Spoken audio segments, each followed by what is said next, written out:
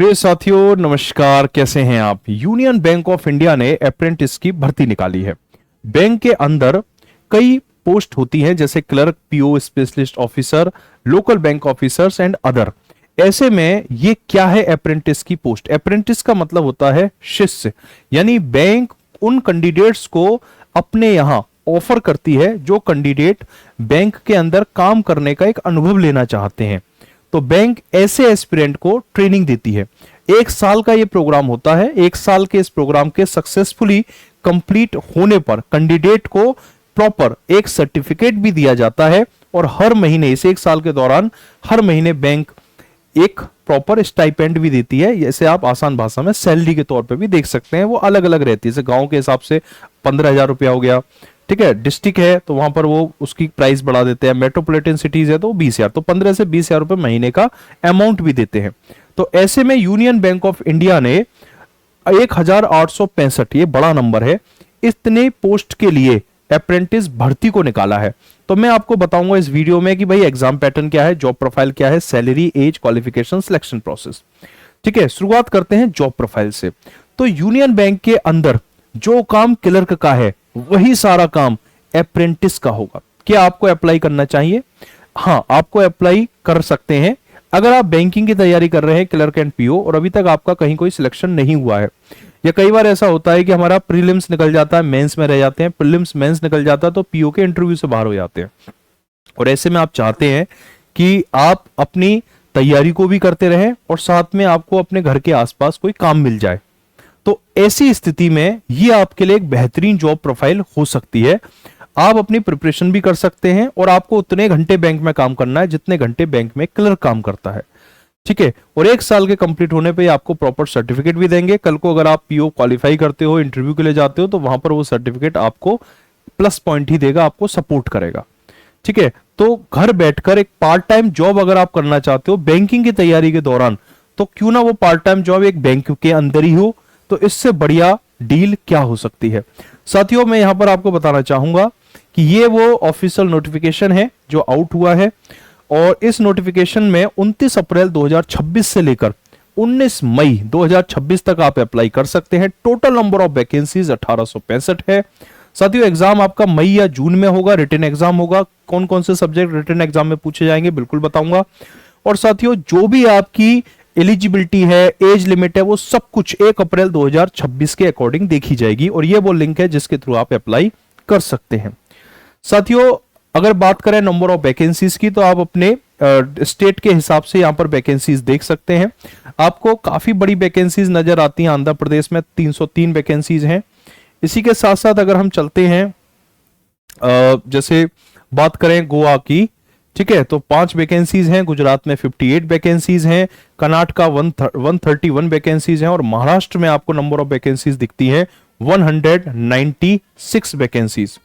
इसी तरह से साथियों, अगर हम बात करते हैं तेलंगाना, तो 164 है, बड़ा नंबर है। यूपी में 335 वैकेंसीज आपको देखने को मिलती हैं। तो पूरे हिंदुस्तान में जो टोटल नंबर ऑफ वैकेंसीज हैं 1,865 वैकेंसीज हैं। साथियों, अगर आप अप्लाई करते हैं, तो अगर आप जनरल ओबीसी कैटेगरी से हैं और आप मेल हैं, तो आपको 600 रुपए application fees, 200 intimation charge, overall आपको 944 रुपए का भुगतान करना पड़ेगा अगर आप जनरल ओबीसी मेल कैटेगरी से हैं। अगर आप जनरल ओबीसी फीमेल कैटेगरी से हैं तो आपको 708 रुपए में आपका फॉर्म भरा जाएगा। अगर आप एससी एसटी कैटेगरी से हैं तो 236 रुपए आपको ओवरऑल देने पड़ेंगे फॉर्म के लिए। ठीक है, इसमें जीएसटी भी शामिल है, सब कुछ जो मैं फाइनल अमाउंट बता रहा हूं। पीडब्ल्यूडी कैटेगरी में 236 और एससी एसटी कैटेगरी में भी 236 है। ट्रांसजेंडर कैटेगरी में भी 236 यानी 236 रुपए शामिल किए गए हैं।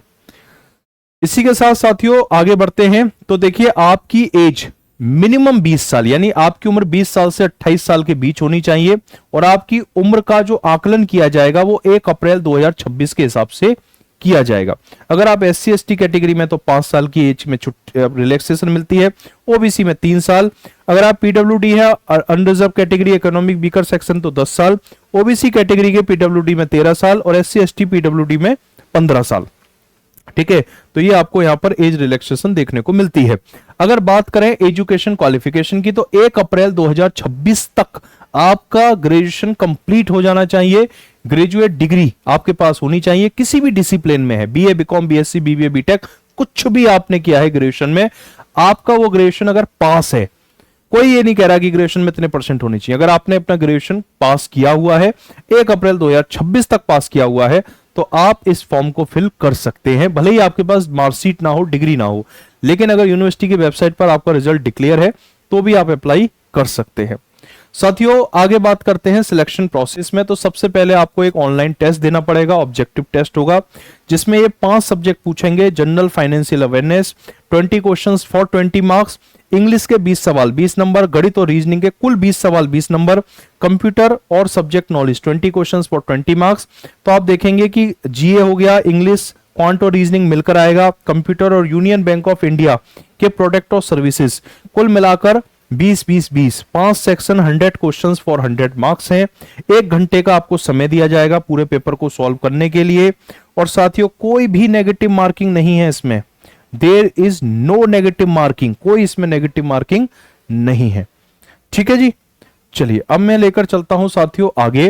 देखिए, जब आप रिटन एग्जाम को पास कर लेंगे, उसके बाद होगा लोकल लैंग्वेज प्रोफिशिएंसी टेस्ट। मतलब आप जिस स्टेट के लिए अप्लाई करेंगे, उस स्टेट की लोकल लैंग्वेज आपको पढ़ना, लिखना, समझना और बोलना आना चाहिए। जैसे कि अगर मैं बात करूं, आपने बिहार के लिए अप्लाई कर दिया तो आपको हिंदी भाषा आनी चाहिए। अगर आपने दादर एंड नगर हवेली के लिए अप्लाई कर दिया तो आपको गुजराती आनी चाहिए। अगर साथियों आपने आंध्र प्रदेश में देखा कि भाई बहुत ज्यादा नंबर ऑफ वैकेंसीज हैं और आपके स्टेट में वैकेंसीज नहीं है, आपने आंध्रा के लिए अप्लाई कर दिया, तो आपको तेलुगु भाषा आनी चाहिए। ये इस बात का टेस्ट लेंगे आपसे, ठीक है। यानी कि इन्होंने लिखा हुआ है, candidate will have to produce their 10th 12th standard marksheet certificate evidencing having studied the opted local language. यानी आंध्र प्रदेश अगर आप चूज करते हो तो वहां की लोकल लैंग्वेज तेलुगु आपने हाई स्कूल इंटर में पढ़ी है या नहीं पढ़ी है, वो मार्कशीट के थ्रू चेक कर लेंगे। आगे साथियों बात करते हैं, आप देख सकते हैं अलग अलग स्टेट की अलग अलग लोकल लैंग्वेज है, ठीक है। वेस्ट बंगाल है तो वहां आपको बंगाली आनी चाहिए, महाराष्ट्र में मराठी आनी चाहिए, और आगे बात करें लक्षद्वीप में तो वहां मलयालम आनी चाहिए। तो हर स्टेट की यहां पर इन्होंने एक लोकल लैंग्वेज फिक्स की हुई है। साथियों, फाइनल सिलेक्शन 4 बातों पर निर्भर करेगा। सबसे पहले रिटन एग्जाम के कट ऑफ मार्क्स आपने पास किया है या नहीं किया है, उसके बाद आपके डॉक्यूमेंट्स का वेरिफिकेशन किया जाएगा। तीसरे नंबर पे साथियों लोकल लैंग्वेज को टेस्ट किया जाएगा, और चौथे नंबर पर आपका मेडिकल जांच होगी, ठीक है। मेडिकल सर्टिफिकेट देखा जाएगा जनरल फिजिशियन के द्वारा कि आप पूर्ण रूप से स्वस्थ हैं या नहीं है, तो आपका मेडिकल यहां पर जांच होगी। साथियों, कॉन्ट्रैक्ट ऑफ अप्रेंटिसशिप की बात करें तो यहां पर मैं आपको बताना चाहूंगा कि 1 साल का ये एक ट्रेनिंग प्रोग्राम है, ठीक है। Duration of training program is 1 year, ये 1 साल का ट्रेनिंग प्रोग्राम है, और इसे आप बैंक के अंदर एम्प्लॉयमेंट की तरह ना देखें। बैंक आपको स्पष्ट रूप से लिखकर दे रही है कि हम आपको किसी भी तरह के बेनिफिट जो हम क्लर्क और पीओ मतलब अपने परमानेंट एम्प्लॉय को देते हैं, वैसे आपको प्रॉफिट नहीं देंगे। एक फिक्स अमाउंट होगा, वो आपको हर महीने दिया जाएगा।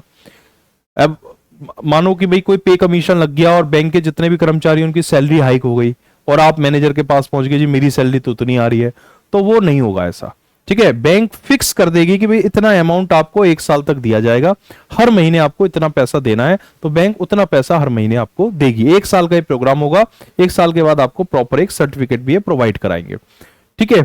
तो सिलेक्शन किस बेस पर होगा? मेरिट लिस्ट के बेस पर आपका सिलेक्शन होगा, ठीक है। बाकी की सारी बातें जो है वो मैंने आपको बता दी हैं। अब साथियों, कितने रुपए महीने मिलेंगे? अगर आप ग्रामीण क्षेत्र में या गांव में, तहसील में या ब्लॉक में अगर आप ज्वाइन करते हो यूनियन बैंक ऑफ इंडिया की किसी शाखा में, तो आपको 15,000 रुपए महीने मिलेंगे। 15,000 रुपए महीने, हर महीने 15,000 रुपए मिलेंगे पर मंथ। अगर आप अर्बन सिटीज किसी डिस्ट्रिक्ट में, किसी मंडल में अप्लाई करते हो, जिला में या मंडल होते हैं, जैसे आगरा मंडल है, अलीगढ़ मंडल है, ठीक है, हाथरस जिला है, तो वहां आपको 18,000 रुपए तक दे देंगे। मेट्रोपॉलिटन सिटीज, जैसे आपने नोएडा के लिए अप्लाई कर दिया, नोएडा में हो गया आपका, तो वहां 20,000 रुपए आपको पर मंथ अमाउंट दिया जाएगा। The apprentice are not eligible for any other allowances और बेनिफिट, किसी भी तरह के अलाउंसेज और बेनिफिट के लिए आप यहां पर एप्लीकेबल नहीं है। साथियों, अब मैं आपको बताता हूं भाई ट्रेनिंग की कंडीशंस क्या क्या है, ओवर टाइम क्या है, लीव, हॉलीडेज, इन सब की पॉलिसीज भी इन्होंने बहुत क्लियर की है। पहला, आपको एक कैजुअल लीव मिलेगी, ठीक है, एक कैजुअल लीव मिलेगी on completion of 1 month of apprentice, no other type of leave is applicable for the apprentice. एक ही कैजुअल लीव इन्होंने यहां पर रखी हुई है। इसके अलावा साथियों मतलब हर महीने आपको एक छुट्टी ये कह रहे हैं कि आपको देंगे, आपको वो सारी छुट्टियां मिलेंगी जो बैंक के अन्य कर्मचारियों को मिलती है। ऐसा नहीं है कि भाई रक्षाबंधन का त्योहार है तो क्लर्क और पीओ को तो उनकी तो छुट्टी हो गई लेकिन आप बैंक में आके काम करोगे, ऐसा कुछ नहीं है। बैंक क्लोज है तो वो कंप्लीटली क्लोज है, वो क्लर्क के लिए भी क्लोज है, पीओ के लिए भी क्लोज है, अप्रेंटिस के लिए भी क्लोज है, सबके लिए क्लोज है बैंक। ठीक है, सब स्टाफ से लेकर मैनेजर तक सबके लिए बैंक क्लोज होगी। साथियों apprentice can avail only 4 casual leave at a time. ठीक है, ये इन्होंने कहा है कि ये टोटल आपको ये कह रहे हैं कि 4 कैजुअल लीव ये प्रोवाइड कर देंगे। The daily hours of training will be as, जितना क्लर्किकल स्टाफ के लिए समय है उतना ही टाइमिंग देंगे ये आपको। ठीक है, अगर क्लर्क के लिए 8 घंटे का समय है तो बैंक में आपका भी काम 8 घंटे का ही रहेगा। ऐसा नहीं है कि क्लर्क से तो 8 घंटे काम करवा रहे हैं और आपसे 16 घंटे, ऐसा बिल्कुल नहीं है। ठीक है, no apprentice shall be allowed for over time, over time बिल्कुल भी अलाउ नहीं है। ऐसा नहीं है कि भाई आप सुबह 9 से लेकर 5 बजे तक बैंक में काम कर रहे हो और आपने कहा जी मैं 2-3 घंटे और काम कर लेता हूं तो मुझे कुछ ओवर टाइम का पैसा दे देना, तो वो एप्लीकेबल नहीं है। आपको हर महीने फिक्स अमाउंट है उतना ही देंगे ये, तो ओवर टाइम जैसी सुविधाएं इसमें नहीं है। साथियों कैसे अप्लाई करें, तो इसको लेकर बड़ी जटिल सी एक इन्होंने प्रक्रिया बताई हुई है, ऑफिशियल नोटिफिकेशन का स्क्रीनशॉट है, तो इसको मैंने पढ़ा समझा और बहुत ही आसान भाषा में अपने तरीके से इसको डिकोड करके आपके बीच में लेकर आया हूं। स्टेप बाय स्टेप मैं बताऊंगा हाउ टू अप्लाई। पहला, पोर्टल पर रजिस्ट्रेशन करें, एनएपीएस और एनएटीएस पोर्टल। एनएपीएस पोर्टल का लिंक ये है, तो सबसे पहले आपको एनएपीएस पोर्टल पर रजिस्ट्रेशन करना है, वहां से आपको रजिस्ट्रेशन कोड मिलेगा। फिर एनएटीएस पोर्टल का लिंक ये है, एनएटीएस पोर्टल पर रजिस्टर करके आपको एनरोलमेंट आईडी मिलेगी। फिर आप उसके बाद बीएफएसआई एसएससी पोर्टल पर लॉगिन करेंगे, ये उसका लिंक है यूनियन बैंक ऑफ इंडिया की वेबसाइट पर। यहां पर जाकर आप अपना एप्लीकेशन प्रोसेस स्टार्ट करेंगे, जिसमें आपको अपनी पर्सनल और एजुकेशनल इंफॉर्मेशन को फिल करना है। आवेदन करते समय, अप्लाई करते समय 5 डिस्ट्रिक्ट का चयन करना है, जिसमें पहला प्रेफरेंस आप अपना होम डिस्ट्रिक्ट रख सकते हैं। ठीक है, एनएपीएस और एनएटीएस के रजिस्ट्रेशन नंबर आपको दर्ज करने हैं तीसरे स्टेप में ही। चौथे स्टेप में आपको डॉक्यूमेंटेशन अपलोड की एक प्रोसेस है, वो करनी है, डॉक्यूमेंट अपलोड करने हैं। जाति प्रमाण पत्र, पीडब्ल्यूडी सर्टिफिकेट, ग्रेजुएशन की मार्कशीट, पासपोर्ट साइज, आधार कार्ड, पैन कार्ड वगैरह जो सारी डॉक्यूमेंट्स हैं वो आपको यहाँ पर अप्लाई करने हैं। याद रखना जेपीजी फॉर्मेट रहे या पीडीएफ फॉर्मेट रहे, 1 MB से कम रहे। इसके बाद साथियों फीस का भुगतान करना है, एक बार मैं फिर बता दूं, ऑनलाइन आप पे कर सकते हैं। जनरल ओबीसी मेल कैटेगरी से हैं तो 944 रुपए देने पड़ेगा, जीएसटी इसमें इंक्लूड है। अगर आप जनरल ओबीसी फीमेल कैटेगरी से हैं तो 708 रुपए देना पड़ेगा। एससी एसटी पीडब्ल्यूडी या ट्रांसजेंडर कैटेगरी से हैं तो 236 रुपए का आपको पेमेंट देना होगा। साथियों इसके बाद आप फाइनल सबमिट कर सकते हैं और एप्लीकेशन फॉर्म का प्रिंट आउट भी ले सकते हैं। अब यहां पर एक बड़ा सवाल आता है कि सर हम बैंकिंग की तैयारी कर रहे हैं, क्या हमें इसे अप्लाई करना चाहिए? तो मेरा जवाब है कि अगर आपने तैयारी अभी शुरू ही की है तो मुझे लगता है इसमें अप्लाई करने की जरूरत नहीं है। आप अपनी तैयारी के फाइनल स्टेज पर हैं, आपकी कॉन्सेप्ट सारी क्लियर हो चुकी है और आप 1 या 2 नंबर से किसी भी एग्जाम में रह जाते हैं, प्रीलिम्स निकल जाता है, मेंस 1-2 नंबर से आपका रह जाता है, या प्रीलिम्स मेंस निकल रहा है, पीओ के केस में आपका इंटरव्यू से आप बाहर हो जा रहे हो। ठीक है, और एक फ्रस्ट्रेशन होती है, ओवर थिंकिंग होने लगती है, डिप्रेशन सा आने लगता है, और क्योंकि आप तैयारी कर रहे होते हो, 1 साल 1.5 साल 2 साल गुजर गई आपको, अभी तक आपके हाथ में कोई जॉब नहीं है, आप काबिल हो, 1-2 नंबर से आप रह जा रहे हो। ठीक है, तो आपको चाहिए होता है उस वक्त एक सहारा। ठीक है, और आप कोई ऐसी प्राइवेट जॉब भी नहीं कर सकते भाई जिसमें 12 से 15 घंटे तक वो आपको एंगेज कर दें कि आपके लिए बिल्कुल ही टाइम नहीं है खुद के पढ़ने के लिए। तो ऐसे में इस तरह की ये जो जॉब होती है ना, ये अमृत की तरह होती है, अमृत की तरह। आपके घर के पास की यूनियन बैंक ऑफ इंडिया में आपको पोस्टिंग दे देंगे। ठीक है, हर महीने आपको 15,000 रुपए महीने पकड़ा देंगे, 15 से 20,000 रुपए का अमाउंट है जो आपको हर महीने मिल जाएगा आपको, और आपको उतनी देर काम करना है जितनी बैंक में क्लर्क काम करता है, यानी वर्क लाइफ बैलेंस भी है इसके अंदर। आपका सपना है बैंक के अंदर जाना, तो बैंक के अंदर अभी आप क्लर्क और पीओ की पोजीशन पे तो गए नहीं हो, लेकिन उससे पहले अप्रेंटिस के थ्रू आप बैंक की पूरी जो फंक्शनिंग है उसको बारीकी से समझोगे। 1 साल ट्रेनिंग के कंप्लीट होने पर आपको सर्टिफिकेट भी मिलेगा जो आपके इंटरव्यू में हेल्प करेगा। तो मुझे लगता है कि ये एक विन विन सिचुएशन है, और अगर आप बैंकिंग एस्पिरेंट हो तो इस तरह की अपॉर्चुनिटी आपको सीख करनी चाहिए, ये आपके लिए बहुत अच्छा हो सकता है, ऐसा मेरा मानना है। अगर आपने अभी तैयारी शुरू की है, बिल्कुल शुरुआती आप चरण में हैं, ठीक है, तो ऐसे में तो फिर आप जानते हैं कि आपको बहुत समय देना पड़ेगा। तमाम तरह के लगभग 7 से 8 घंटे आपको डेली पढ़ना है शुरुआती फेज में, ठीक है। और ऐसे में अगर आप इसे ज्वाइन कर लेते हो, 8-9 घंटे की ये जॉब है, तो 17-18 घंटे तो आप इसी तरह एंगेज हो गए, तो फिर थोड़ा सा आपके लिए चैलेंजिंग हो सकता है। तो ये उन एस्पिरेंट के लिए बढ़िया है जो अपनी तैयारी के आखिरी पड़ाव पर है, जिन्हें सिर्फ डेली 1 या 2 मॉक टेस्ट लगाना होता है, तो वो इसको अप्लाई करें, 1 साल तक यहाँ काम करें, और उस 1 साल के दौरान जो इस स्थिति में है कि भाई डेली मॉक ही लगा रहा है, तो 1 साल में उसको जॉब भी मिल जाएगी, तो आपके लिए एक अच्छा प्लेटफॉर्म हो सकता है, ये मेरा मानना है। इस वीडियो में इतना ही। Thank you. जय हिंद।